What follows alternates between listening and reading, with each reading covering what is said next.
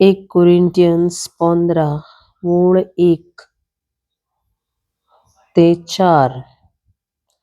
भावा भयणांनो, जी बरी खबर हांवें तुमकां परगट केल्या आनी ती तुमी मानून घेतल्या आनी तिचेर तुमचो बावार्थ आसा, तिचो उगडास आतां करतां.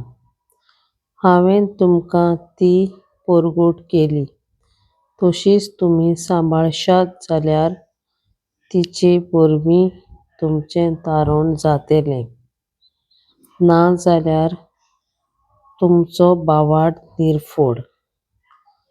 हांवें मानून घेतलां तशेंच हांवें तुमकां तें पयली सुवातेर शिकयलां.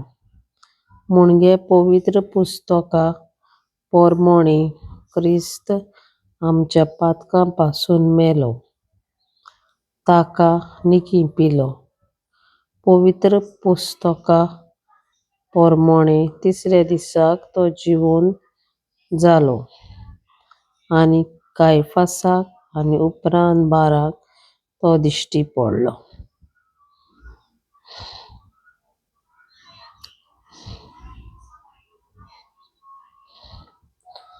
आमची सोडवण जावची आमकां चड आनी चड गरजेची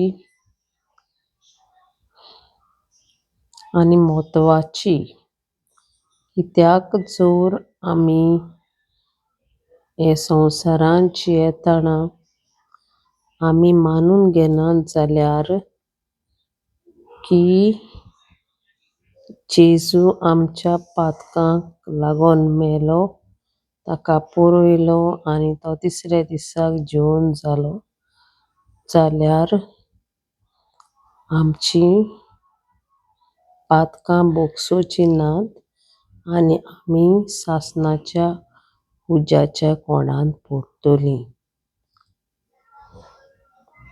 कित्याक देवाचें उतर अशें सांगता,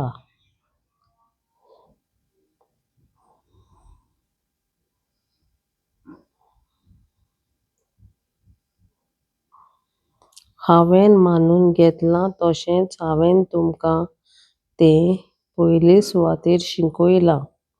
मुणगे पवित्र पुस्तका पोरमोणें क्रिस्त आमच्या पातकां पासून मेलो, ताका निखिपिलो.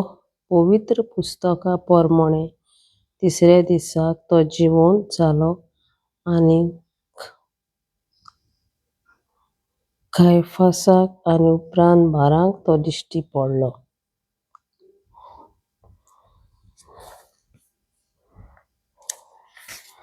आनीक ओळ 14 आमकां सांगता, आनीक क्रिस्त मेल्यांतलो जिवंत जावंक ना तर आमची परगटणी रिकामी आनी तुमचो बावार्थ रिकामो. आनी 17 आमकां सांगता, आनीक क्रिस्त जिवंत जावंक ना जाल्यार तुमचो बावार्थ निर्फळ, तुमी आजून तुमच्या पातकांतूच आसात.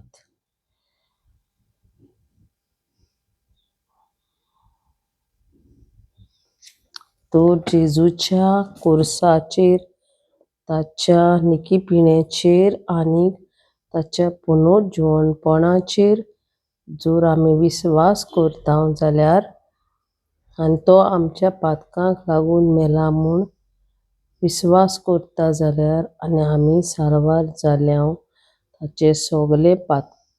ताचें मोगसणें सगळें आमच्या पातकांक ताणें दिलां म्हूण जाल्यार आमची सोडवण जाल्या.